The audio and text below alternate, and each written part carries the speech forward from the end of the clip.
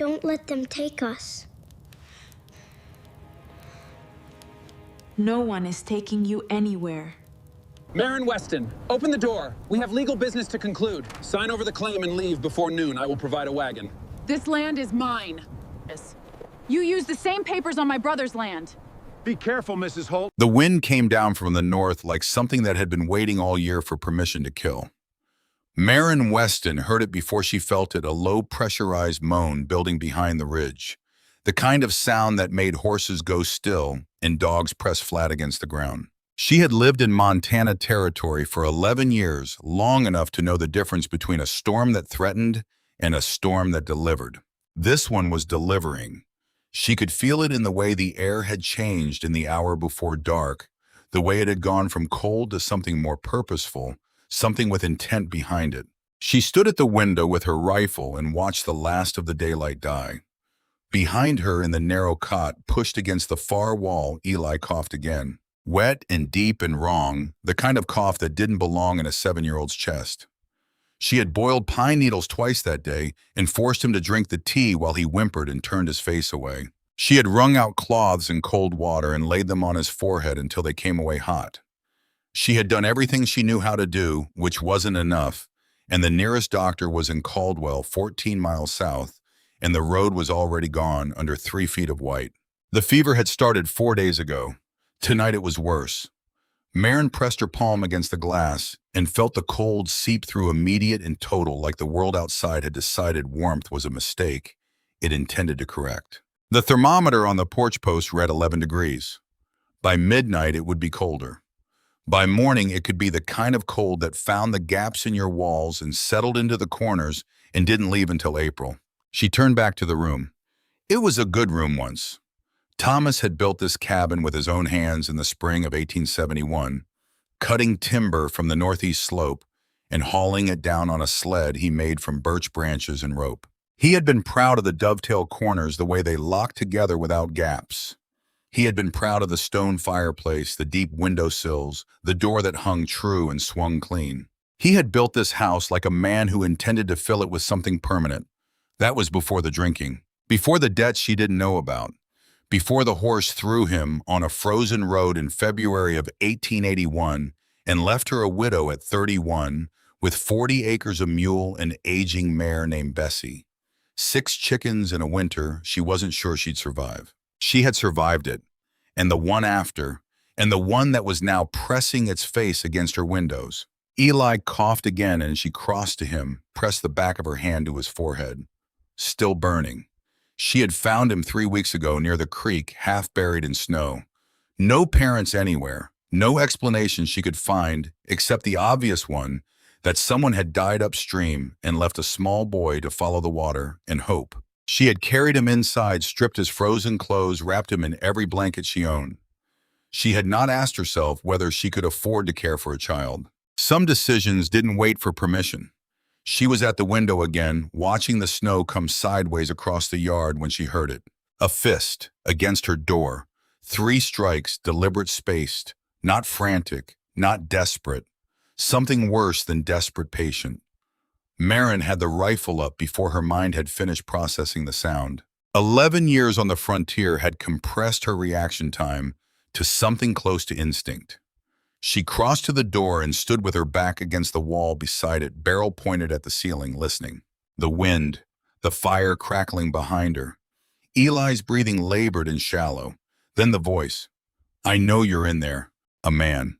Deep, unhurried, the kind of voice that didn't rise to meet resistance. "I can see the light under the door.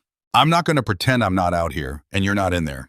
That seems like a waste of both our time." She said nothing. "I'm not armed. My rifle is on my horse and my horse is dead about 2 miles back. I've been walking in this for 4 hours." A pause, long enough to be honest. "I'll die out here. Not trying to scare you with that. Just stating a fact so you have all the information." Marin's jaw tightened. She knew what happened to people who opened doors to strangers. She also knew what happened to people who froze to death in Montana in January, and the image of it was specific and terrible. The Henderson family found in April of the previous year, still holding each other frost crystals on their eyelashes. expressions that suggested the cold had come for them faster than they'd expected. "There's sickness in here," she said, keeping her voice flat, giving nothing. "I'll take my chances. You might catch it." "Ma'am, in about 40 minutes, the choice between catching something inside and freezing to death outside is going to stop feeling like a choice." She hated that he was right. She hated the way he said it, not pleading, not manipulating, just honest. In her experience, honesty from a stranger at night was either a very good sign or a very bad one, and she had never been able to tell which until it was too late. "The barn," she said, 50 yards east. You can see it when the wind drops. There's a lamp on the post inside the door, matches on the shelf below it. Old horse in the stall. She bites strangers.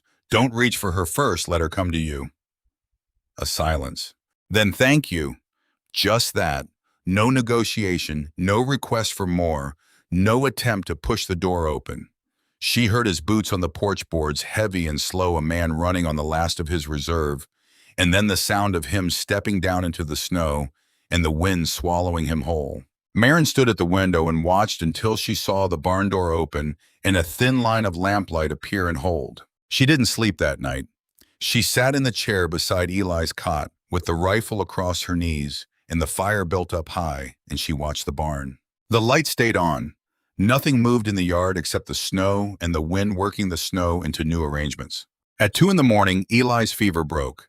It happened the way fevers broke, not gradually but suddenly, like something releasing. One moment the heat coming off him was enough to warm her hand from an inch away, and the next he exhaled a long, shuddering breath, and the sweat began soaking through his shirt and into the blanket beneath him. Marin changed him with quick, practiced hands, got him into dry wool, tucked the quilts back around his small body. His breathing was still rough but steadier. The rattling in his chest had loosened into something that sounded like weather clearing. She sat back in her chair and let out a breath she felt like she'd been holding for 4 days. Through the window, the barn light still glowed. She told herself she was going out to check on Bessie. It wasn't entirely a lie. The mare was 15 years old and had a bad left knee and didn't like cold weather. Marin pulled on her coat, took the rifle from habit, and pushed through the drift that had built against the door. The cold hit like a wall. She put her head down and walked. The barn was warmer than she expected.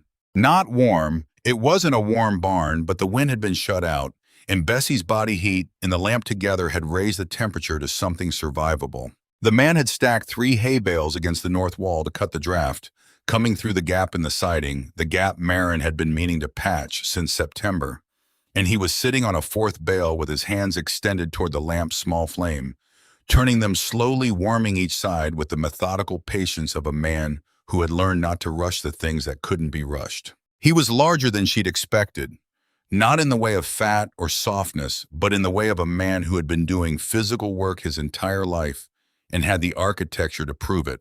Wide through the shoulders, long in the arm. His coat was shredded along the right side, not torn by a fall, she noted, but cut the kind of precise damage a blade made. His dark beard was still carrying ice in it. The hands he held toward the flame were scarred across the knuckles in the specific way that came from repeated impact with things harder than flesh. There was a second scar on his jaw, pale and thick, old enough to have faded to something close to silver. Bessie was standing in her stall, looking unbothered. The mare had not kicked or bitten or done any of the things she normally did when a stranger came into her space. She was simply standing there, weight on 3 legs, one ear tilted toward the man on the hay bale, as if she found him mildly interesting but not worth alarm. Marin had never seen Bessie not react to a stranger. The man looked up when she entered. His eyes were gray, not the pale, washed-out gray of someone sickly, but a deep, settled gray like river stones, the kind of gray that had decided on itself and stopped changing. He took in the rifle, took in the set of her jaw, and looked away without commentary. "Boy doing better?" he asked. She stopped. "How do you know about the boy?" "Heard him coughing when I came to the door. Stopped about an hour ago. Different sound to the quiet now." She studied him. The way he'd answered direct, no performance of concern, just observation. "You a doctor?" "No." "Then what are you?" He looked at the flame for a moment. "Someone passing through." "Where to?" "Anywhere that's not where I've been." Marin kept the rifle angled down but present. "That's not an answer. It's the only one I've got right now." He turned his hands over, warming the backs of them. I'm not going to hurt you. I know you have no particular reason to believe that, so I won't ask you to. But I want you to know it. What's your name? Boone Calloway. Boone. She said it the way you said something unfamiliar, testing the weight of it. I'm Marin Weston. That's all you need to know. He nodded once. Fair enough. She left him there, went back to the house, stood inside the door with her coat still on and her heart still moving faster than she wanted it to, and told herself it was the cold that was making her hands unsteady. It wasn't the cold. In the morning, she woke to a sound she couldn't immediately place, rhythmic, wooden, regular as a clock, but organic in a way machinery wasn't. She was at the window before she was fully awake. He was on her roof, not the barn roof, her roof. The section above the east bedroom where the boards had rotted through 2 winters ago, and she had patched it with tar paper that had not held and now leaked every time the temperature changed. She had been planning to fix it since Thomas died. She had never had the time or the knowledge or the energy all at once, never all three together. Boone Calloway was up there in the early gray light, pulling off the bad boards one by one and stacking them at the edge and laying down new ones from the pile of lumber she kept in the shed. Lumber she'd bought 3 springs ago, meaning to expand the chicken coop and never gotten to.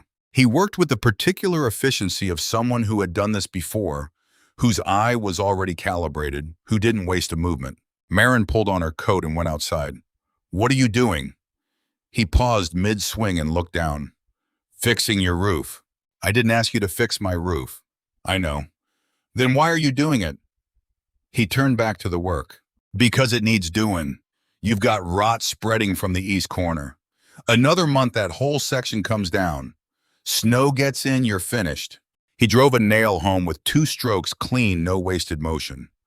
Seems like a waste to stand around arguing about it. Marin stood in the snow looking up at him. She wanted to tell him to get down, but the boards he was laying were straight and true, and the gaps where the cold had been getting in were closing one by one, and Eli was inside with a chest that still needed to heal, and she had been so tired for so long that she could feel the tiredness in her teeth. She went back inside. Eli was awake, sitting up, color returning to his face, in the slow way of someone rejoining the living after a long absence. He watched her from across the room with the patient, slightly ancient expression he sometimes wore, the one that made her forget he was 7. Who's on the roof? He asked. A man. She poured water into the pot and set it over the fire. He's leaving when the storm clears. Is he nice? I don't know yet. Eli considered this with the gravity he brought to most things. Bessie didn't bite him, he said, as if this settled the matter entirely. Marin did not answer because the honest answer was that she didn't know what to do with that information. Boone came down at midday and ate the stew she left on the porch without being invited in. He returned to work. By late afternoon, the roof was done, not just patched, but properly re-shingled, sealed against the kind of cold that could find a hairline gap and work it open like a wedge over weeks. Marin went up the ladder herself and ran her hand along the new boards and could not find a fault in any of them. She brought Stu to the barn that evening. He was sitting near the lamp, working a piece of wood with a small knife, coaxing something out of it that wasn't yet recognizable. The shavings curled to the floor around his boots in pale ribbons. The roof needed doing before I got here, she said. I know that, but you're a stranger and I didn't ask you. He set the knife down and looked at her. Not defensively, not with calculation, just directly. I've spent 5 years not stopping anywhere long enough to do anything that mattered. Every place I've been through, I've seen what needed fixing and kept walking anyway. He held her gaze. This is the first place I've stopped long enough to do something about it. Why here, babe? Because you opened the door. The answer was so simple that it took her a moment to find its edges. She went back to the house and stood by the fire for a long time. And what she was feeling was not fear, and she wasn't entirely sure what to call it. The storm broke on the second day and left behind a world that was white and silent and cruelly beautiful. Marin found Boone splitting wood behind the barn, not a cord, not 2, but stacking and stacking with the quiet determination of a man calculating exactly what a Montana winter cost and working toward it before he was asked. She watched him for a while from the kitchen window. Eli pressed up against the glass beside her nose, leaving a small fog circle that appeared and disappeared with each breath. He's very big, Eli said. He is. Like a bear, but with a coat on. Go eat your breakfast. Can I go talk to him? She was going to say no. Then she thought about the past 10 days, about Eli's convalescence, about how 7-year-olds were not built for that kind of stillness, about the sound of Eli's laugh in the barn yesterday, and how she hadn't heard it from him since she'd found him at the creek. Stay where I can see you, she said. Eli was across the yard before she finished the sentence. She watched from the fence line as her boy approached the woodpile. She watched Boone set down the axe and straighten and look at Eli with the careful attention of a man assessing something fragile without wanting to show that he was doing it. She watched Eli say something she couldn't hear. She watched Boone crouch down to answer, bringing himself to the boy's level, which was not something most men thought to do. She watched Eli's face change and then open into a laugh that was sudden and total and unguarded. She turned away before either of them could see her watching. She went through her husband's papers that afternoon. Thomas had been a poor keeper of records. She had always known this, but she had sorted through everything after his death and believed she understood the shape of what he'd left behind. The land was paid for, a small debt at the general store. No money to speak of, but no catastrophic liability either. She had not found everything. In the bottom of the box she used for Thomas's correspondence, she found a letter she had not seen before. It was from a law office in Billings dated 3 months before Thomas died, and it confirmed the terms of a loan from the First Territorial Bank of Caldwell, $1,400 secured against the property with transfer provisions in the event of the borrower's death. Marin sat with the letter in her lap for a long time. She was still sitting there when the knock came, a different knock than Boone's had been, the kind that announced itself as official before the door even opened. She tucked the letter into her apron pocket and answered. Edgar Croft stood on her porch. She knew him by reputation before she knew him by face. Most people in 3 counties did.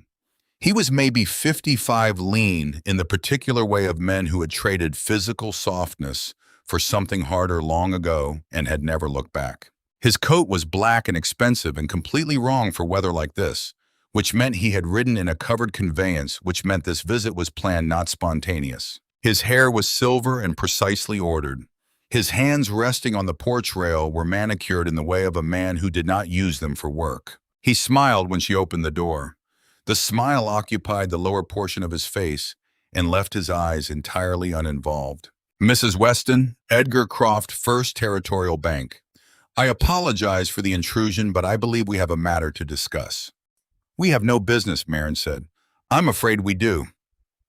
He produced a folded document from inside his coat with the ease of a man who had performed this exact motion in many doorways over many years. Your husband took a loan from my institution in August of 1880. The terms include provisions for exactly this kind of situation. I've given the estate considerable time to settle. Marin did not reach for the document. Thomas died 2 years ago. No one has contacted me about any loan. Staff changes record backlog. I assure you the debt is legitimate. He extended the paper slightly. $1,400. I'm prepared to discuss a reasonable repayment timeline. I don't have $1,400. I know. He said it with great gentleness, which is why I'm also prepared to discuss an alternative. The property is valued at approximately $1,800. I would be willing to acquire it at fair market price, settle the debt, and leave you with a balance sufficient to establish yourself somewhere more manageable. He glanced past her into the cabin with the expression of a man generously pretending not to notice what he was seeing. This is a hard place for a woman alone. I'm not alone, she said, and immediately understood she'd made an error. His eyes tracked past her to Eli in the kitchen doorway, and then out to the yard where Boone was visible at the woodpile. Something crossed Edgar Croft's face, not surprise, not concern.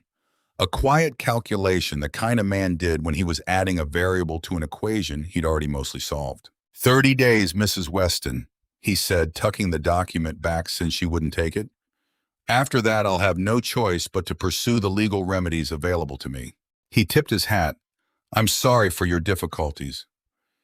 He walked back to his covered wagon with the unhurried gait of a man who had never doubted that time was on his side, because in his experience, it always had been.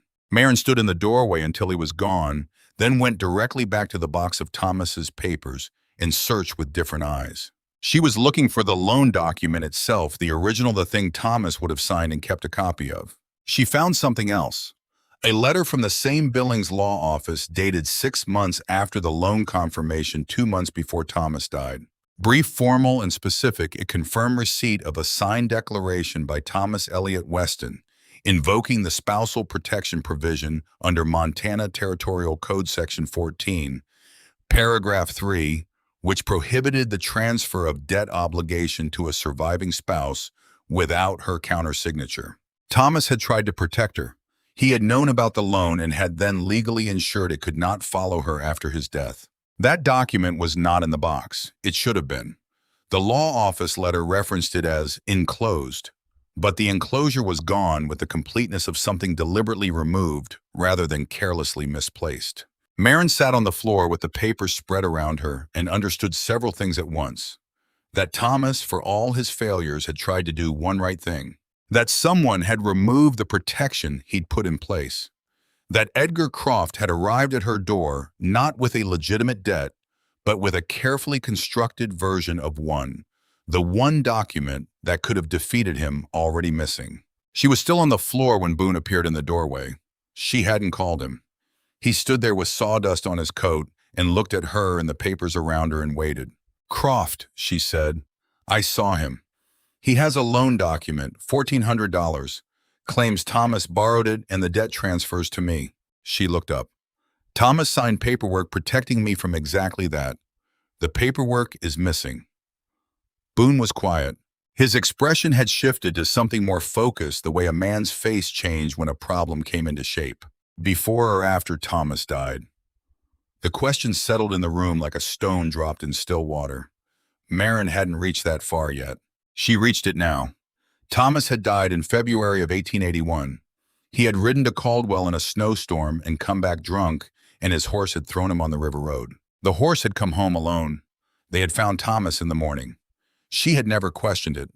People died in Montana winters. It was simply a fact like altitude and distance. "I don't know," she said slowly. Boone said nothing more. He didn't push it further out loud. But she could see it behind his eyes, the same thought she was now having, sitting there quiet and cold. She gathered the papers and put them back in the box. Her hands were steady. She had learned early that falling apart was something you did after never, during, and after had not arrived yet. "Tell me what you did," she said. "In Idaho. Tell me all of it." He sat down on the bench by the door and told her. His name before had been Cole Hargrove, a name that appeared on a federal wanted poster she had found in his coat pocket that morning when she'd gone through his things while he was on the roof, because that was the kind of woman she was, and she had long since stopped apologizing for it. The poster said murder. It said $600. The sketch caught the jaw and the breadth of the shoulders, but missed the eyes completely. He had been a contractor labor coordination for agricultural operations across the territories. In the summer of 1878, in a town called Harlan in Idaho, he had seen a boy collapse in the street. Maybe 12 years old. He had gone to help. The boy owed labor. Slade's men had made that clear. They had dragged him back. Boone had followed. The camp was a mile outside town, designed to look like a legitimate work operation. Bunkhouses, a cook fire, a roster posted on the door. What it was a prison. 23 people locked in at night worked past the point of collapse during the day with debt structures calculated so precisely that no amount of labor could ever discharge them. 3 were already dead when Boone arrived. They had been buried in a field behind the eastern fence without names marked. He had gotten 20 out, led them through the dark to the next town, turned them over to the minister, told him to wire Denver. Then he had gone back for Roy Slade. "He had a lamp," Boone said. His voice had gone flat in the way voices went flat when they were holding something too heavy for inflection. "Standing in the doorway of the main bunkhouse when I came back. He'd figured out what I'd done. He had 20 gallons of kerosene inside. I could smell it from 30 yards. He was going to burn everything. The buildings, the records, everyone's names. Make it as though it had never existed." Marin said nothing. The fire crackled. Eli was asleep. "I didn't go back to kill him," Boone said. "I went back to stop him." The killing was what stopping him required. The law did not distinguish between those two things. Roy Slade was prominent in Idaho territory. His workers had no standing and no voice. The marshal in Harlan was Slade's second cousin. The report Boone filed in Denver had been received logged and apparently never opened. He had run for 5 years. His horse had broken a leg in the foothills 2 days ago. He had kept walking. "The people you got out," Marin said. "What happened to them?" "I don't know. I never heard." Something moved across his face. "I've thought about it a great deal." She looked at this man on her bench with his scarred hands and his ruined coat, and the exhaustion that came not from lack of sleep, but from carrying weight without rest. She had been afraid of him for 2 days. She was not sure what she was now. "You're going to need to stay until the road to Caldwell is passable," she said finally. "I can't have you walking out in this and dying on my property. Bad for the chickens." Something happened to his expression that was as close to surprise as she suspected he was capable of. "The chickens. They're sensitive. Go back to the barn." She stood and began banking the fire.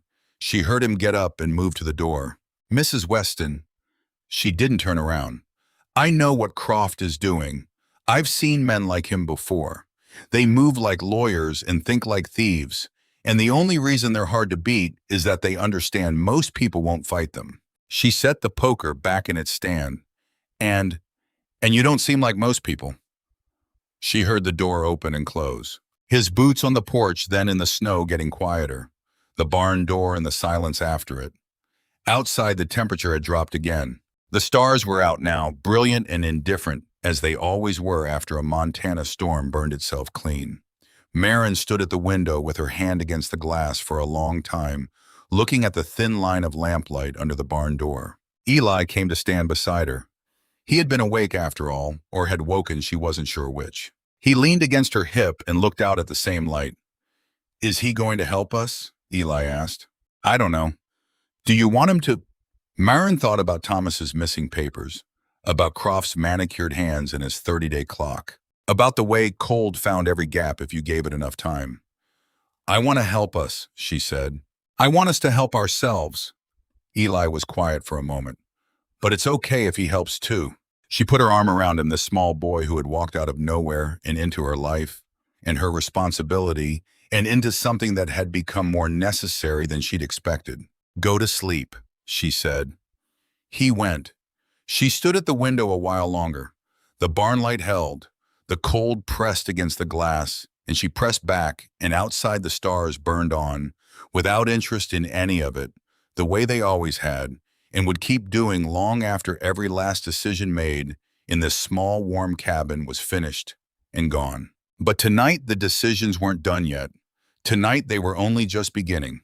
She turned from the window and went to the fire and sat down with Thomas's papers in her lap and began reading everything again from the beginning. Slower this time, looking for what she'd missed, for what Thomas had known and tried to tell her, and hadn't quite managed in the time he had left. The lamp burned low. She didn't notice. There was work to do. The days that followed moved in the way days did when trouble was approaching too fast in the moments worth holding and too slow in the ones you needed to get through. Marin worked from before sunrise to after dark, and even the work wasn't enough to stop her thinking. She went through Thomas's papers 3 more times. She found nothing new. Whatever the Billings Law Office had enclosed with their confirmation letter, the signed declaration, the protection document, the one piece of paper that stood between her and Croft's 30-day clock, it was gone with the thoroughness of something deliberately removed. Thomas had been a poor record keeper, but he had not been that poor. She was beginning to understand that his death needed to be examined differently than she had examined it. She was not ready to do that yet. She put it in the part of her mind where she kept things that were true, but not yet usable, and went back to work. Boone fixed the fence on the 4th day. Not the section nearest the house, which was bad but functional, but the eastern run that Thomas had broken during a night. She preferred not to think about the one that let the chickens wander toward where the coyotes patrolled the tree line. Marin had lost 7 birds in the first year after Thomas died trying to patch it herself. She had eventually given up and kept the chickens locked in the coop, which they hated, and which made them produce eggs with the sullen irregularity of creatures engaged in a deliberate work slowdown. She saw the new fence from the kitchen window while she was making Eli's breakfast. Clean posts, tight wire brace corners. The kind of fence that expected to still be standing in 10 years. She went outside to look at it properly. walked the full run, pressed her palm against two posts at random. Solid, set deep, not a wobble in either of them. She stood at the far end of the line, looking back at the house for longer than she intended. Eli came out behind her and stood at her elbow. "He did the whole fence," Eli said. "I see that. Can I go talk to him now?" "Stay where I can see you," she said, which was different from no, and Eli understood the difference immediately and was gone. She watched from a distance as her boy found Boone at the woodpile and fell into conversation with the ease of someone who had not yet learned to be guarded about it. Boone crouched again to answer something, then stood, then handed Eli a piece of split wood to add to the stack, and Eli received it with the seriousness of someone being trusted with real work. That was the thing she kept noticing about Boone. He gave Eli things to actually do rather than keeping him at a distance. He treated the work as worth sharing. That night she brought Stu to the barn. He was near the lamp, the piece of wood in his hands again more defined now. She could see the suggestion of a neck, the beginnings of legs. "What is it?" she asked. "Not finished yet," he said. "Ask me when it is." She set the bowl on the bale beside him. "The fence needed doing. I know it needed doing. I'm asking why you did it." He turned the piece of wood slowly in his hands, examining it from different angles. "Because I've spent 5 years not stopping anywhere long enough to do anything that mattered. Because every place I passed through, I could see what needed fixing, and I kept walking anyway." He looked up. "This is the first place I've stopped long enough to actually do something about it." She looked at him, this man she still didn't fully understand, sitting in her barn in January with ice in his beard and someone else's blood on his conscience, carving a shape out of a piece of wood because his hands needed to be doing something honest. "My husband was not that kind of man," she said finally. "The kind who fixed things." What kind was he? She considered whether to answer. The kind who broke things and then apologized for them. Very sincerely. Every time. She paused. Until he didn't anymore. Boone was quiet. He didn't reach for the silence with questions she hadn't offered answers to, a quality she was noticing more deliberately. Now the way he understood that information freely given meant something different than information extracted. She went back to the house and lay awake for a long time. Not afraid exactly, but very aware that something had changed in the shape of her days, and she hadn't decided yet whether to be grateful for it or wary of it. On the 11th night they came. She heard them before she saw them, hoofbeats on her road at the wrong hour coming from the south. 3 riders. 2 of them carrying torches, which meant they weren't trying to hide and weren't trying to warn her. People who carried torches at night on someone else's land had already made their decision. She did not go to the barn. She did not call for Boone. She took the rifle off the wall, checked the load, and went to the door. The riders came into the yard, and the torchlight caught the new fence post, the tight wire. And one of them said something to the others that she couldn't hear. They fanned out in a loose line facing the house. The one in the middle was heavy-set, wide-hatted, with a voice that sounded like a man who had practiced sounding large. "Mrs. Weston, Mr. Croft asks that you reconsider his offer. He's prepared to be generous." Marin opened the door and stepped onto the porch with the rifle at her shoulder. She did not issue a warning. She put the first shot into the snow 6 inches in front of the lead horse's hooves, close enough to mean it far enough that there was nothing to be accused of afterward. The horse reared. The rider grabbed leather and stayed on barely. "Next one's higher," Marin said. She kept her voice level. She had learned a long time ago that any tremor in it would be read as permission. "You can tell Mr. Croft I've considered his offer and I've decided against it. You can also tell him that the next time he sends men to my property after dark, I'll be at the marshal's office at first light, and I'll describe each of you in detail." The wide-hatted man got his horse under control. He looked at her on the porch, then looked past her. She didn't turn around because she already knew what he was seeing. Boone had come out of the barn. He had come around the long way through the dark and the snow without sound, which told her something about what kind of man he'd been before he was this kind of man. He wasn't armed. He was simply standing 20 yards behind the rider's large and absolutely still positioned so that their attention had to split. The geometry of 3 torches and 1 unarmed man was somehow worse than a weapon would have been. The man with the wide hat looked at Boone, then back at Marin, then at the rifle still at her shoulder. He turned his horse. "Mr. Croft will hear about this," he said. I expect he will, Marin said. Good night. She kept the rifle up until they were off her land, and the sound of hoofbeats had faded south into nothing. Then she lowered it and let herself breathe. Boone came around to the front and stood at the bottom of the porch steps. You didn't call me. No. You could have. I know. She opened the door. I handled it. He stood there for a moment with something working in his expression. Not surprise exactly, but a recalibration, the look of a man updating his understanding of a situation he thought he already had figured out. Yes, he said quietly, you did. She went inside and sat with the rifle in her lap and her back against the wall and let the shaking come, now that it was allowed to quiet and entirely private. And when it was done, she got up and put wood on the fire. She was going to need allies. She understood this not as a possibility, but as a fact. The way she understood weather, it was already true whether she'd acknowledged it or not. Croft had lawyers and money and 30 years of practice moving through territorial legal machinery like something that had grown up inside it. Marin had a missing document, an illegitimate loan, and the kind of anger that was clarifying but not by itself sufficient. She needed witnesses, people who could speak to what Croft did, how he did it, and what it had cost them. She left on the 13th day, saddled Bessie, who objected on principle to being ridden in cold weather, and expressed this through a sequence of pointed sighs, and rode out alone while Boone was in the barn and Eli was inside with his reader. She went to the Garrett farm first, 3 miles north. Duncan Garrett had lost the southern quarter of his acreage to a Croft debt claim 2 years ago. He was at his kitchen table when she arrived, older looking than she remembered, with the specific worn quality of a man who had been worried for a very long time. He listened. He said he wouldn't testify. Croft's got the judge, Duncan said. Has had him for years. Going against him in a courtroom is just a faster way to lose everything you've got left. And not going against him, Marin said. He looked at his table. The silence was its own kind of answer. She went to the Hollis widow next, then the Bracewell family, then out to the Haverson homestead on the western edge of the valley. At each place, she heard the same thing shaped differently.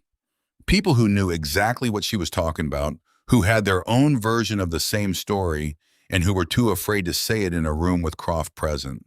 When she left the Bracewell farm, the oldest son walked her to her horse. Harlan was maybe 20, with his father's build and his own particular kind of quiet. My father lost 40 acres in 1880, he said. Had a debt document that looked perfect. We tried to fight it.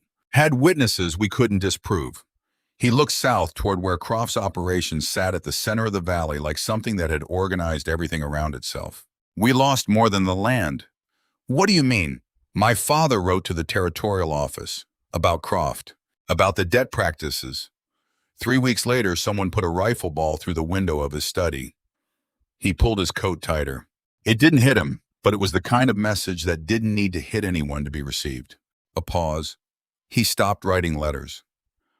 Marin rode home in the late afternoon with 5 refusals cataloged in her memory and 1 fragment that wouldn't stop turning over in her mind.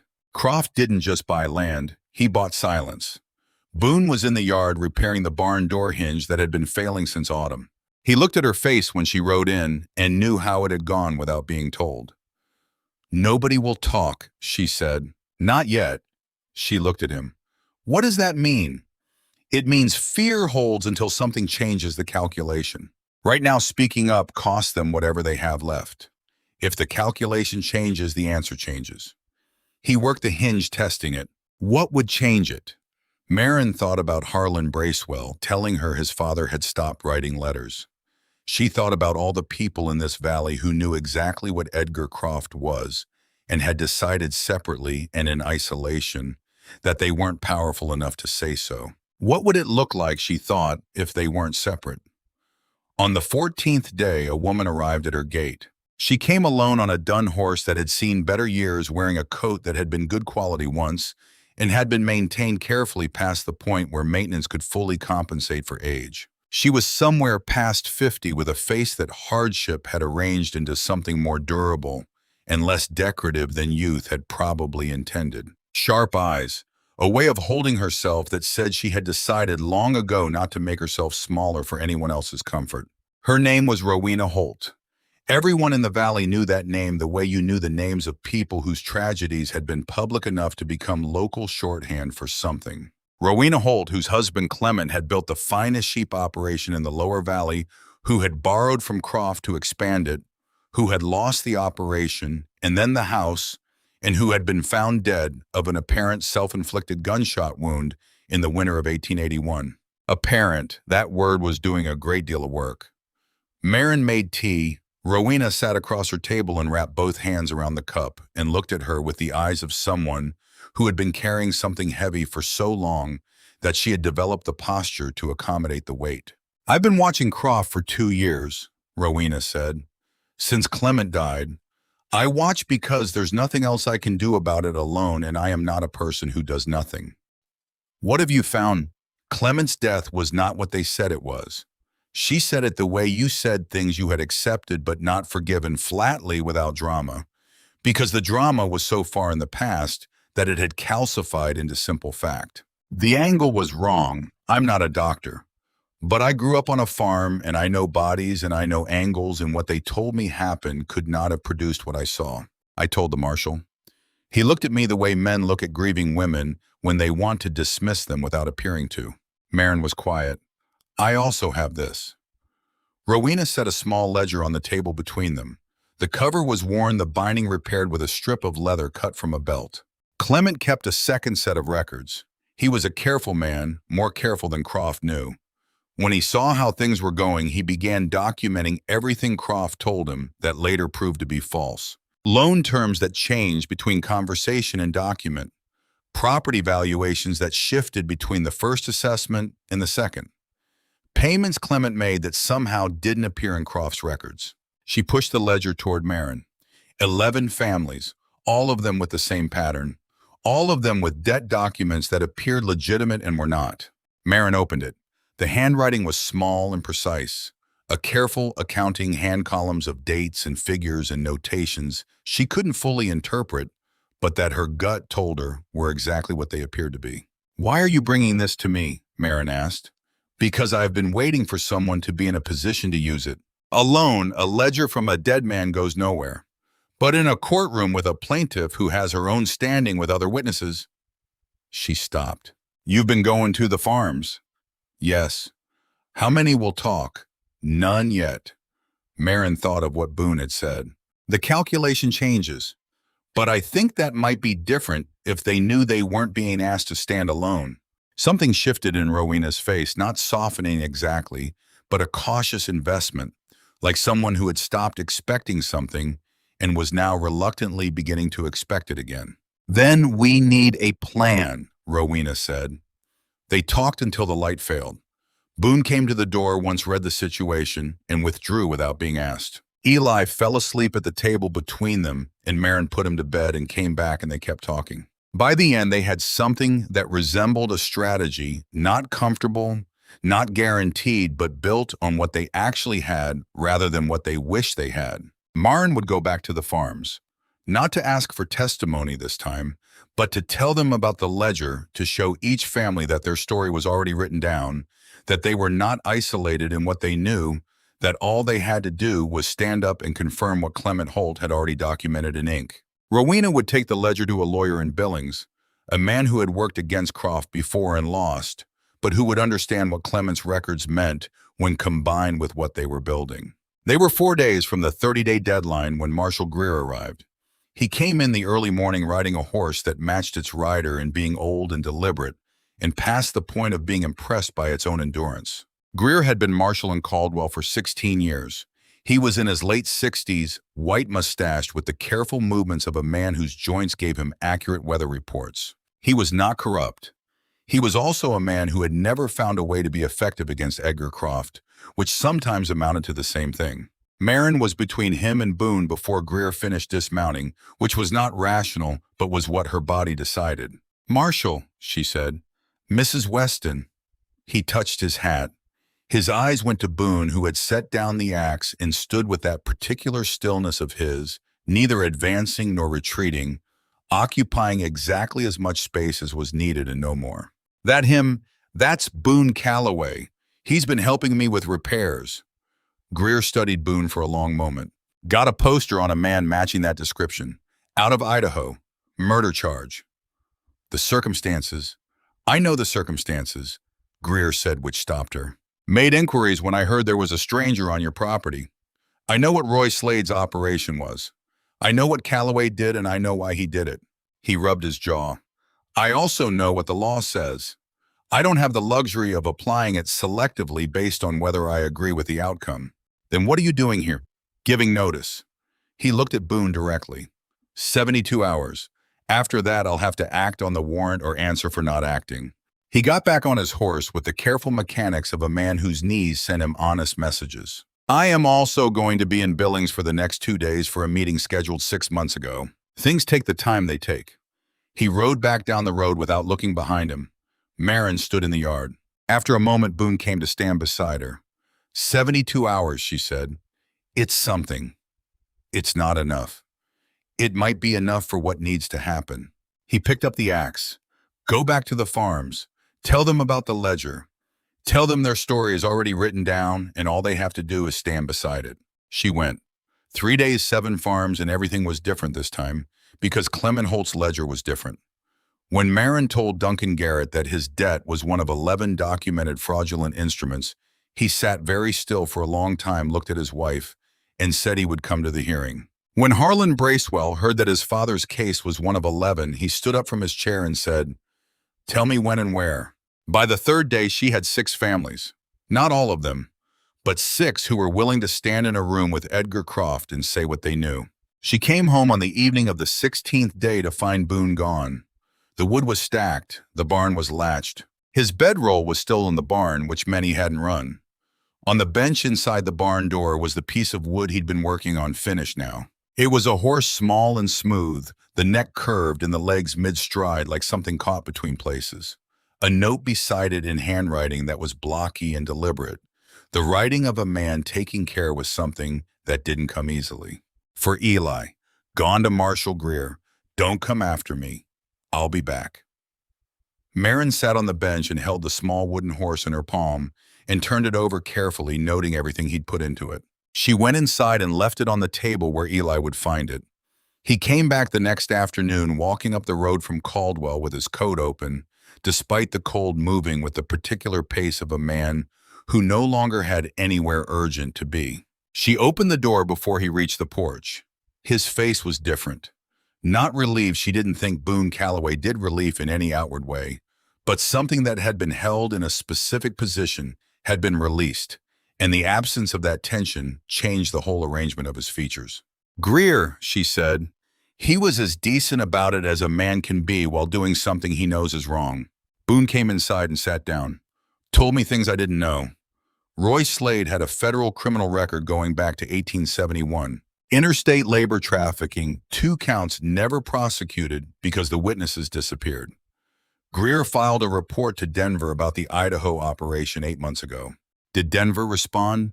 He hasn't heard, which might mean they're slow or might mean Slade had reached there too. He looked at the fire. But the report exists. Greer said if someone were to push on it from the Denver end, it might get open. He's telling you there's a way to clear your name. He's telling me it's possible. A pause. That's not the same thing. Eli appeared from behind the curtain, saw Boone, and crossed the room with his whole face changed, the specific relief of a child who had been working hard at not showing he was worried and could now stop. He stopped in front of Boone with his arms slightly extended, not quite committing to the gesture.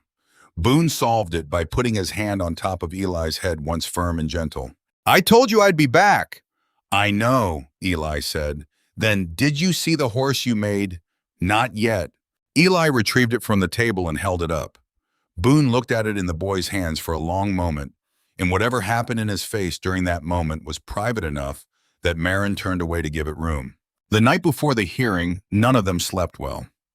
Marin sat at the table reading Thomas's papers again, not because she expected to find anything new, but because she needed her hands to be doing something purposeful. She could hear Boone in the barn, not pacing, but the small, deliberate sounds of a man awake and choosing occupation over stillness. Eli slept the way children slept, which was to say completely and without apparent concern, and she envied him with her whole heart. Past midnight, she gave up the pretense and went outside. The cold was absolute.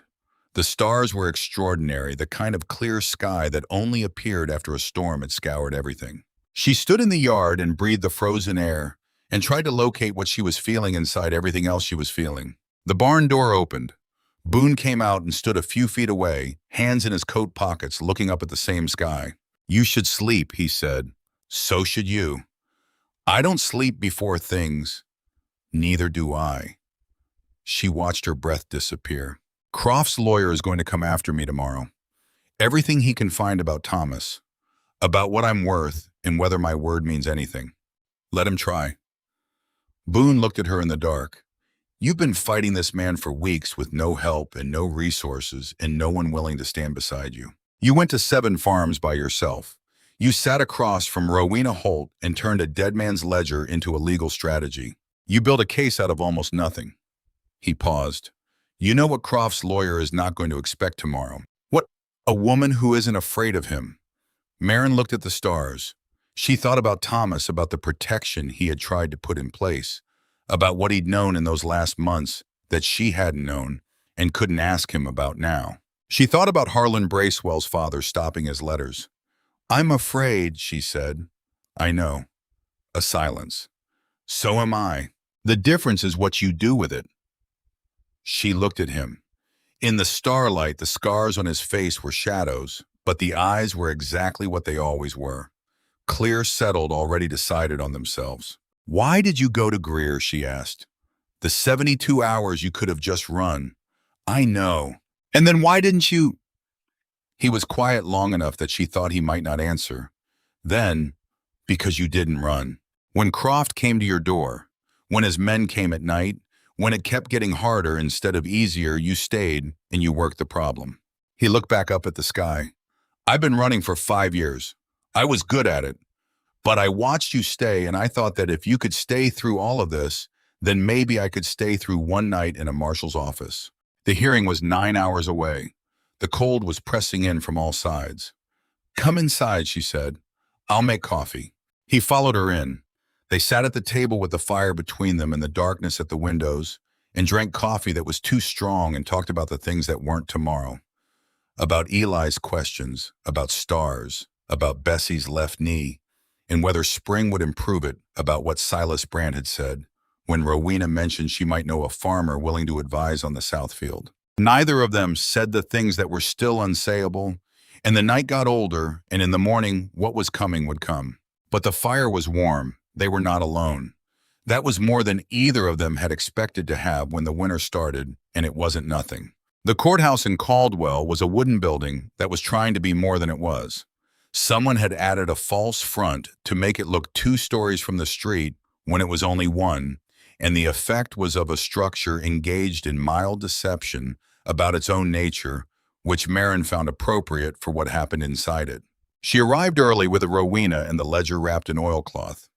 The 6 families came separately, Duncan Garrett with his wife Harlan Bracewell alone, Margaret Halverson, whose husband had declined, but who had decided the previous night that she would speak for her family herself, and the others filing in through the double doors with the particular combination of resolve and nervousness belonging to people who had committed to something frightening and hadn't yet found out if it was the right decision. Boone stood outside.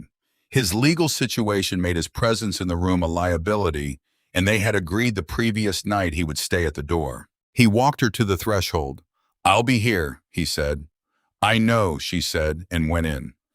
Edgar Croft was already seated at the front. The expensive black coat, the silver hair precisely ordered, the hands folded, with the patience of a man who understood that patience was itself a form of power. Beside him sat his lawyer, Aldous Webb, who had ridden up from Billings the previous day, and who had the kind of face that was professionally sympathetic, which was to say it expressed sympathy while doing nothing that actually produced it. Judge Hartwell called order at 9. He was lean and white-haired with a reputation for fairness that had survived 11 years in this territory, which was not an easy place for fairness to survive. He read the nature of the proceeding into the record in a flat, uninflected voice. Webb opened for Croft's side with practiced ease, the ease of a man who had made this argument before in different rooms with different names attached to it. The loan was legitimate. The documentation was complete. Thomas Weston had borrowed $1,400 in August of 1880, had acknowledged the transfer provisions, and had died without discharging the debt. Mrs. Weston's situation was unfortunate, but sentiment could not override legal obligation. He presented the loan document, the witness affidavits, the property valuation. Everything looked exactly like what it claimed to be. Marin sat very still and let all of it finish. When Hartwell asked for her response, she stood up. She had not hired a lawyer. She could not afford one. The Billings lawyer who had reviewed Rowena's ledger had sent a letter she could introduce as evidence, but had not come himself. She was standing in this room with what she had the truth, the people who could speak to it, a dead man's ledger and a reference letter pointing to a document that wasn't there. She had been afraid of this moment since the night Croft stood on her porch. She was still afraid of it. She did what Boone had said. She let the fear be present, and she did what needed doing anyway. "Your Honor," she said, "I want to start with what I can't dispute. My husband borrowed money from Edgar Croft. I believe that happened. I'm not going to stand here and tell you otherwise. What I'm going to tell you is what happened around that loan and what happened to the document that should have made this hearing unnecessary." She presented the reference letter from the Billings Law Office, the one that confirmed Thomas's signed declaration and described what it contained. She explained what the spousal protection provision meant under territorial code and what its absence from the record implied. Webb objected that the reference document wasn't present. Hartwell noted the objection and told her to continue. She introduced Rowena's ledger. She explained who Clement Holt was, how he had compiled the records, and what they showed across 11 families' loan terms that changed between conversation and document valuations, that shifted between assessments, payments that didn't appear in Croft's books. Webb objected that it was hearsay from a deceased individual. Hartwell examined it carefully and allowed it as corroborating evidence. Marin said, "I'd like to call Duncan Garrett." Webb objected that Garrett wasn't a party to the proceeding. Hartwell overruled him. Garrett came forward and sat in the chair beside the judge's table and spoke in the careful voice of a man who had rehearsed what he was going to say and was now saying it and was frightened and was doing it anyway. He described his loan, the terms as Croft had represented them, the way the final document differed from what he had been told, the debt call that cost him his southern quarter. Webb cross-examined with precision, attacking the timeline and the clarity of memory, suggesting Garrett had simply misunderstood the terms he'd agreed to. Garrett held. He was not a sophisticated man, but he was honest, and honesty under sustained questioning has a texture that is difficult to successfully imitate. Harlan Bracewell came next, then Margaret Halverson, whose directness made the room go quiet. Then the others, one by one, each adding a piece to the picture Clement Holt had built in his careful accounting hand. Croft sat through all of it with the expression of a man attending a performance he found mildly tedious. He whispered occasionally to Webb. He did not show concern. Webb's closing argument was skilled. He found the gaps, and there were gaps because there were always gaps when you were building a case from surviving fragments, and he lived in them. He acknowledged that the families had grievances, suggested those grievances were separate from the matter at hand, and returned to his central point. The loan document existed, was witnessed, was legal on its face, and the protective declaration did not exist in evidence. A letter that refers to a document is not the document, he said. What is not present cannot be weighed. Hartwell called a recess. Marin went outside. Boone was at the railing, and he read her face before she reached him. "It could go either way," she said. "What do you need?" She shook her head. "There's nothing more to do inside. Either Hartwell sees what the ledger means, or he doesn't. Either the reference letter raises enough doubt about the missing document, or it doesn't." She looked down the main street of Caldwell. "Croft has done this many times. He knows how to build a document case." "So do you," Boone said. "Better than you know. The ledger was your idea. Going to the farms was your idea. Standing in there and presenting all of it yourself, without a lawyer, that was you, Marin. Whatever happens in that room, that was you." She went back inside when the recess ended. She sat at her table, put her hands flat on the surface, and looked at the judge. The doors at the back of the room opened. Everyone turned. The woman who came in was somewhere in her mid-40s, travel-worn, a leather satchel over one shoulder, the expression of someone who had been riding since before dawn and intended for it to have been worth it. Behind her was a man in a federal coat with a badge that caught the courthouse light. Rowena in the second row stood up. The woman was Rowena's contact in Billings, the associate from the law firm who had reviewed Clement's ledger. The man behind her was something else. He introduced himself to Judge Hartwell as Deputy Marshal Crane attached to the federal office in Denver, and he presented a document requesting that any proceedings regarding Weston versus Croft be suspended pending a federal review of debt fraud allegations spanning 3 territories. The room changed. Croft's composure didn't break, but it moved a fractional adjustment, a recalibration, the way very controlled things moved when the ground under them shifted. Webb was on his feet, asking questions that were really objections. Hartwell was reading the federal document with the expression of a man who had been handed something unexpected and was deciding what it weighed. Marin sat very still. The federal document didn't resolve the hearing. It complicated it, which was not the same thing, but complication was better than the clean defeat she'd been bracing for. Hartwell said he would review all submitted evidence in the federal communication and issue his decision within 48 hours. He dismissed the room. Croft stood, buttoned his coat, looked across the room at Marin. For a moment, they regarded each other across the distance of the courtroom and the years of what had been done and undone between them. Then Croft turned and left. That night, someone burned her grain storage.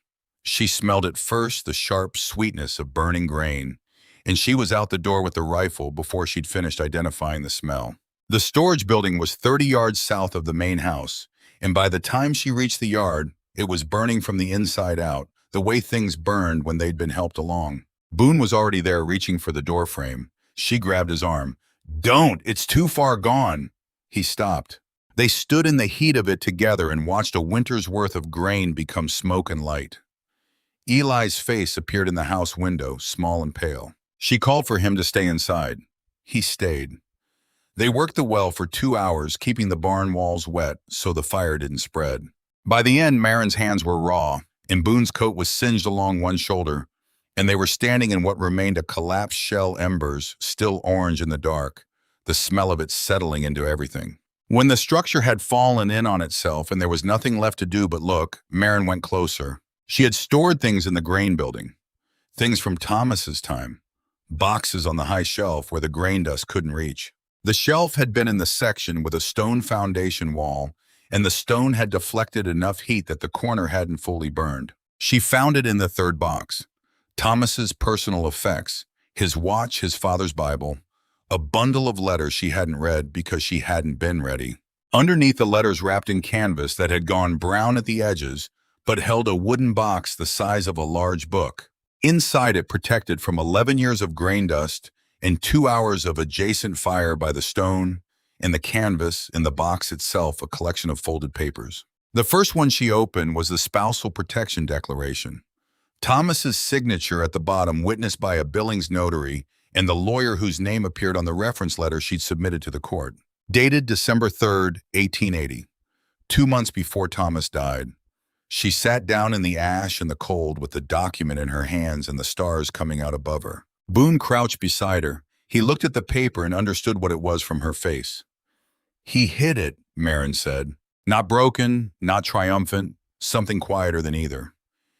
He knew someone was going to come for it, so he hid it somewhere he thought they wouldn't look. She looked at the burned walls, the embers still glowing in the dark. Croft burned this building to destroy something he didn't know was already safe. She read the rest of the papers by lamplight at the kitchen table, Eli asleep. Boone's hands wrapped around a coffee cup across from her. Thomas had written 3 letters, 2 to the Billings Law Office and 1 to a contact in the territorial government in Helena. He had borrowed the money legitimately in a moment of poor judgment. He documented with characteristic honesty and had then discovered that the terms on his signed document didn't match what he'd been told. He had spent the last months of his life trying to build a case against Croft and putting protections in place. He had not told Marin because he hadn't wanted to frighten her and because he thought he had more time. He had not had more time. The last paper in the box was a letter addressed to her, her name on the outside in Thomas's blocky handwriting. dated 2 weeks before he died. She read it alone after Boone had gone to the barn and Eli was still sleeping. She sat at the table in the lamplight and read every word. He had known about the loan. He had been trying to fix it. He told her where the box was in language that was careful and specific. He told her what each document meant and why it mattered. He said he hoped she would never need them. He said he was sorry not in the broad, encompassing way that tried to cover everything at once, but in the specific way of a man who knew exactly what he'd done wrong and was naming it directly. The loan. The years of decisions that had worn her down and left her with too much to carry alone. He named them. He didn't excuse them. He said he was sorry. She folded the letter and held it for a while. She had cried for Thomas before in the early months. This was different, not grief, not quite, but something more complicated. The recognition of a man trying to be better than he had been and running out of time to finish the becoming. She put the letter with the others and went to bed, and in the morning she was at the courthouse before it opened. The hearing reconvened at 10.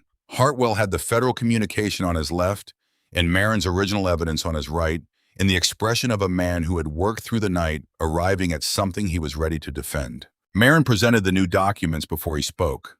Webb objected to evidence submitted outside the original session. Hartwell overruled him with the first trace of impatience he'd shown in 2 days. He examined the protection declaration, the witness signature, the notarial seal. He examined Thomas's letters. He read through them with the care of a man who understood what he was reading and what it had cost someone to write it. Then he set the papers down and looked at Croft. "Mr. Croft," he said, "the protective declaration your loan documents transfer provision depended upon was legally signed by Thomas Weston in December of 1880. Its absence from Mrs. Weston's records is not accounted for in your documentation. Your attorney's arguments do not address this." He picked up the federal communication. The United States Marshal's Office has opened a review of debt fraud allegations that include 11 cases documented in evidence before this court. Under these circumstances, I am not prepared to enforce the debt transfer. He looked at the room. The debt obligation claimed against the Weston property is hereby declared void pending full federal review. All claims to the Weston property arising from this loan are dismissed. This matter is referred to the Federal Marshal's Office for further investigation of the underlying debt instruments. He set the papers down. This hearing is concluded. Webb was on his feet. Croft remained seated, and this time the composure was working harder than it had worked the previous day. She could see it in the set of his jaw, in the way his folded hands had changed from patient to something that required maintenance. Marin gathered her papers into an organized pile. She did not look at Croft. Outside, Boone was at the railing. She came down the steps and he read her face. He waited. "It's done," she said. He nodded. Once, that was all. Rowena came out behind her and they stood together on the courthouse steps in the cold. After a moment, Rowena said, "Clement documented everything so someone else could use it. I thought I'd feel better when it mattered. I thought I'd feel—" She stopped. "Like it was enough," Marin said. "Like it changed what had happened to him." Marin put her hand on Rowena's arm. There was nothing adequate to say about that, so she didn't try. 2 weeks later, in the gray of an early February afternoon, Deputy Marshal Crane came to Marin's property. He brought a document dense with federal language. Croft had been arrested, not only for the fraud the hearing had exposed, but for 3 additional charges that the review of Clement's ledger had opened practices going back more than a decade, reaching across 2 other territories. The 11 families were being individually notified. The question of Clement Holt's death had been formally reopened. Crane had a second document. He handed it to Boone, not to her, which was how she knew what it was before she heard it. She watched Boone read it. His face was a face she had become good at reading precisely because it was not easy to read, and she watched something move through it that was neither relief nor surprise, but something between them. An arrival at a thing that had been not yet for so long that actually now was almost incomprehensible. The federal review of the Roy Slade operation was completed last month, Crane said. Slade had 4 outstanding federal indictments at the time of his death, including 2 counts of interstate labor trafficking. The review of the Idaho incident determined that his death occurred in the course of the commission of a federal crime. He folded his hands. The warrant for Cole Hargrove has been formally vacated. No charges remaining. No bounty. You're free to use whichever name you prefer. Boone held the document for a long moment. Then he set it down on the bench beside him with the deliberate care of someone putting down something fragile. Not physically fragile, but fragile in the way of 5 years' worth of running. And the absence of what the paper contained was the kind of thing that needed to be set down slowly with attention. Eli appeared in the doorway. He had been watching from doorways for weeks. "Does that mean he can stay?" Eli asked at a volume that made no pretense of being private. "Go inside, Eli." "But does it—" "Inside." The boy retreated with theatrical reluctance. Crane excused himself with the efficiency of a man who knew when to leave. His horse's hoofbeats faded down the road. Then it was just the two of them in the cold, and the document on the bench, and the thing that had been circling the edges of everything for weeks. Boone looked at the property. At the roof, he had reshingled the fence. He had rebuilt the woodpile under the overhang. At the burned footprint, where the grain storage had been already half buried by new snow. At the barn where a lamp had burned all night while a woman he didn't know had sat vigil over a boy she hadn't needed to take in. "I'm free," he said. The words seemed to need testing, as if he wasn't certain they carried the same meaning spoken aloud. "Yes, I could go anywhere." "You could." She waited. She had gotten better at waiting. "I don't want to go anywhere," he said. She looked at him. He looked back. "Tell me if there's a reason to stay," he said. Not a question, not a request. The straightest thing he knew how to say, which was how he said the things that mattered. Without decoration, without strategy. Just the fact of what he meant. She had been thinking about what she might say for weeks, turning it over in quiet moments, testing different shapes of it. She thought about Thomas and what the letters in the burn box had told her, not just about the loan, but about what it looked like when a person tried to be better than they had been, tried to fix what they'd broken with whatever time they had left. She thought about what it cost to let someone close enough to hurt you, and what it also cost to keep refusing that risk. "You fixed my roof without being asked," she said. "You rebuilt the fence. You stacked enough wood to last until April. You talked to Eli in the evenings and made him laugh and let him follow you around without treating it like an inconvenience." She held his gaze. "And when Croft's men came in the dark, and when Greer came with the warrant, and when everything that could go wrong, did you stayed? Not because you had to, because you chose to." She paused. "I'm tired of being alone because I'm afraid of choosing wrong." "I'm not afraid of choosing you." Something in his face broke open in the particular way of things that have been held in one position for too long. Not the dramatic fracturing of something brittle, but the slow release of something compressed for years, cautiously returning to its original shape. "I don't know how to do this," he said. "A permanent thing, a staying thing. I've been moving for so long that stopping feels unfamiliar," she said.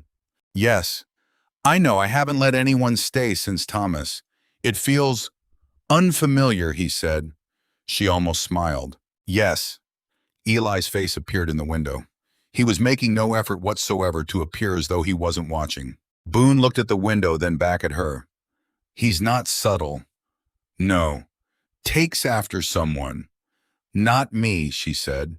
He reached out and took her hand, not as steadiness or comfort this time, but as a claim, deliberate and considered. The kind of claim a man made when he had decided something and was ready to say so with his whole self. She let him hold it. Silas Brandt came in March when the snow had started its retreat from the lower ground.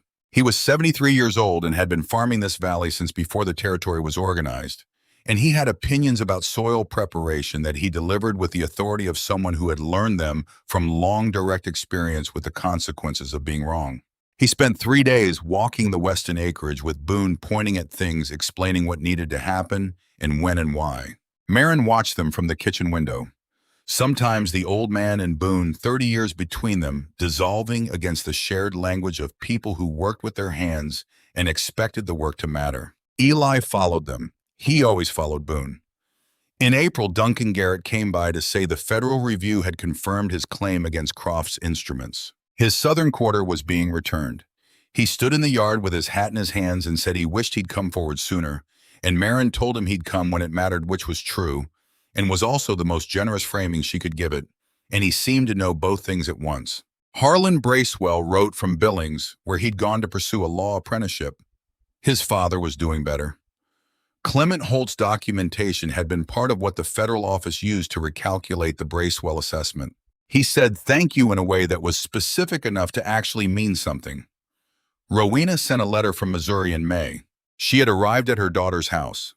The grandchildren were loud and cheerful and entirely uninterested in anything that had happened in Montana, which Rowena described with what Marin read as relief. The relief of a woman who had gone somewhere that didn't know her story and found that not being known was exactly what she needed. The spring was hard, the way springs were hard after bad winters. Mud and equipment failures and the particular exhaustion of starting over after months of just holding on. But things grew. Not perfectly, not abundantly, but enough. The chickens resumed laying with something resembling enthusiasm now that the eastern fence held. The south field prepared to Silas's specifications would be ready for winter wheat in the fall. Marin sat in on the first town council meeting because the Garrett family and the Halverson family and 3 others had put her name forward for the open seat. And she found to her own surprise that she was more angry about the things that needed fixing than anyone else in the room. That anger made her effective. She learned what she was doing, which took time, and she made mistakes, which she acknowledged and corrected, and she kept going. Boone watched this with a quiet attention. She had come to recognize the look of someone discovering that the thing they had stayed for kept being worth staying for. On a Tuesday evening in late June, the long Montana summer light making the valley look painted rather than real, she found him on the porch with a piece of wood in his hands and his knife moving carefully. She sat beside him and watched him work and did not ask what he was making because she could see it was almost done, and she would know soon enough. He held it up when he finished. A ring, small and smooth, worked to a finish that caught the last of the evening light. Simple and exact and clearly the product of many evenings' careful work. She looked at it. She looked at him. "I measured," he said, and his voice was stripped of its usual guardedness, just him underneath it, just the man he was. "When you were sleeping several times, I wanted to be sure." "You wanted to be sure," she repeated. "I wanted it to be right. I'm better at that than I used to be, but I'm still working on it." He turned the ring slowly. "This is not a comfortable speech. I want you to know I've been working on it for a while." "I can tell," she said. "I came to your door because I was out of road. I stayed because you were the first thing in 5 years worth staying for. I fixed your roof and your fence and your chicken situation because I needed to be useful and you needed them fixed, and that was the beginning of it. But it's not what it is now." He met her eyes. "What it is now is that I want to build something instead of just repairing what's already broken. I want to do that here, with you." He paused. "And Eli, who is going to be impossible about this regardless of what you say." She laughed suddenly and completely the way laughing happened when you hadn't expected it and couldn't stop it once it started. It changed her whole face, and she saw him watch it change, and something in him eased all the way down. "Marin Weston," he said, and the way he said her name was its own kind of statement. "I'm asking you to let me stay. Not as a temporary arrangement, as the permanent one." She looked at the ring, she looked at him, she thought about the night she had opened her door into a blizzard and made a decision that every sensible part of her had argued against, and how that decision had led in the way that right decisions led to everything that had come after. "Yes," she said. He slid the ring onto her finger. It fit exactly. She looked down at it, then at him. "You really measured several times. I told you I wanted it to be right." She reached up and put her hand against his face, the jaw with the old pale scar, and he turned into it slightly, the way people did when they had been without warmth long enough to have forgotten what it felt like, and then remembered. Eli burst through the door at exactly that moment. "Did she say yes?" "Go inside," Marin said. "But did she?" "Yes," Boone said. Eli made a sound that occupied the space between a cheer and something that had no name, and went back inside, and they heard him in there doing something that involved his feet on the floorboards. They were married in April of the following year, when the snow was gone, and the mud had dried, and the valley was making its annual argument for its own continuation. It was a small wedding by the measure of people who counted guests, and a significant one by the measure of people who counted what things meant. Silas Brandt came and gave a toast about difficult ground and what it produced when you refused to give up on it. Duncan Garrett and his wife came. Harlan Bracewell came down from Billings and stood in the back and looked like a young man in the middle of deciding what kind of person he intended to be. Several families from the valley came, people who had watched Marin work over the past year and decided she was someone worth witnessing at important moments. Rowena sent a letter from Missouri that arrived the day before, as if she had timed it deliberately. It said Clement would have been glad to know the ledger mattered. I am glad to know you are well. Go be happy, Mrs. Weston. You have earned it. Underneath her signature in smaller letters, soon to be Rowena Marsh, if you can believe such a thing. He makes excellent pie and does not seem to mind that I have opinions about everything. Eli stood beside Boone for the ceremony with the expression of someone who had achieved a long-sought objective and was now savoring every moment of it. The years that followed moved the way years moved when life was full, quickly in the living and then in memory slowly. The grain storage was rebuilt in the fall, larger than the original, with a proper stone foundation this time. The south field went in winter wheat in the fall of the first year and came up the following summer with the quiet abundance of things that had been correctly planted and then correctly left alone to do what they were meant to do. Eli grew. He grew the way boys grew when they were fed and safe and given real work to do in all directions at once, up and out and in. He developed strong opinions about horses and very strong opinions about what constituted a fair card game, in the particular stubborn competence of someone who had learned early that the world did not hand you anything, but that it responded to persistence. He followed Boone with the loyalty of someone who had chosen his allegiances deliberately and saw no reason to revise them. Wren arrived the year after the wedding, screaming her objections to the world at full volume from her first breath and never substantially revising that approach. She was loud and willful and thoroughly convinced that her requirements were both urgent and non-negotiable. She treated her father's patience as both a resource and a personal challenge. She treated Eli as her primary subject of study and occasional adversary. She treated Marin as the fixed point around which everything else arranged itself, which was accurate. Boone was good with all of it in the particular way of someone who had chosen it rather than arrived at it by default. He was good with Eli, who needed someone to show him how things worked and then step back and let him work. He was good with Wren, who needed everything immediately and loudly, and who occasionally needed to be told no by someone who meant it and wouldn't waver. He was good with Marin in the way that was harder to describe, the way of someone learning to be present, to stay in the room when things were difficult, to be the steady thing other things could find their bearings from. He was not perfect at any of it. Neither was she. They had the particular arguments of two people who had been alone long enough to have strong opinions about how things ought to be done, and they had those arguments with the honesty that came from not having anything to protect anymore. Marin served on the council for 4 years, then stepped back when Wren was small, and she realized the work she wanted to do in the valley could be done from outside the chamber as effectively as inside it, and outside she could do it on her own terms and her own schedule. She kept doing it. She was methodical and stubborn about it, and didn't require recognition, which made her effective in ways that people who needed recognition rarely were. Boone never entirely stopped being slightly surprised that he was where he was. She noticed this in him over the years, the quality of a man who had expected less and received more than he knew how to fully account for. It was not unhappiness. It was closer to a sustained gratitude that hadn't calcified into habit, a daily noticing of the life he was in rather than the life he'd been moving through. In the late summer of 1888, 5 years from the night he'd knocked on her door, she found him on the porch at evening. The August light was doing what August light did in Montana, making everything look more substantial than it was, gold and heavy and slow to leave.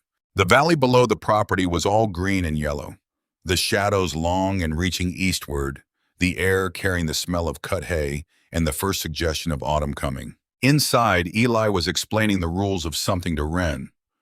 Wren's responses suggested she was listening with her characteristic selective attention.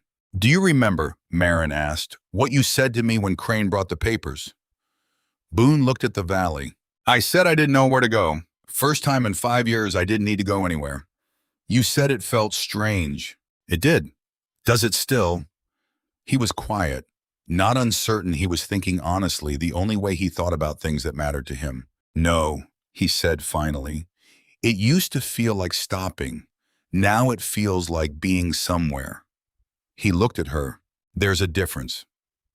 She leaned against him and he put his arm around her, and they looked at the valley in the August light and listened to the children inside and said nothing for a while because nothing needed to be said, and the silence had become the kind that didn't need filling. The light moved across the valley the way it did in long summer evenings, slowly as if reluctant to finish. The shadows reached east, and the gold deepened toward orange, and the first stars appeared in the palest part of the sky above the eastern ridge. Inside, Wren said something that made Eli laugh, a real laugh, the full and unguarded kind he'd had since he was 7 years old, sudden and total, the laugh of someone who had forgotten to be careful about it. Boone said, I came to your door because I had nothing left. Marin said, I know. I want you to know what I have now. She looked up at him. He didn't list things. He looked at the house, at the valley, at her, and she understood that the gesture was the sentence, that what he had was all of this, that all of this was what neither of them had known they were building. The night she opened a door into a blizzard, and a man with gray eyes and scarred hands had not begged or demanded or performed anything, but had simply told the truth about a situation and waited to see what she would do with it. She had not known then what she would do with it. She knew now. Inside, the children's voices went on. The stars came out one at a time, each one appearing as if it had been waiting for the right moment. The last of the light did its slow work on the valley and let the dark have it, and on the porch of a house that had been built by a man who meant to fill it with something permanent. They sat in the quiet of people who had found each other in the worst possible conditions and had decided against all reasonable expectation, against all the evidence of what the world generally did to people, that this was where they would stay. Not because it was easy, it had never been easy. Not because they were certain, they had both been wrong before and knew it.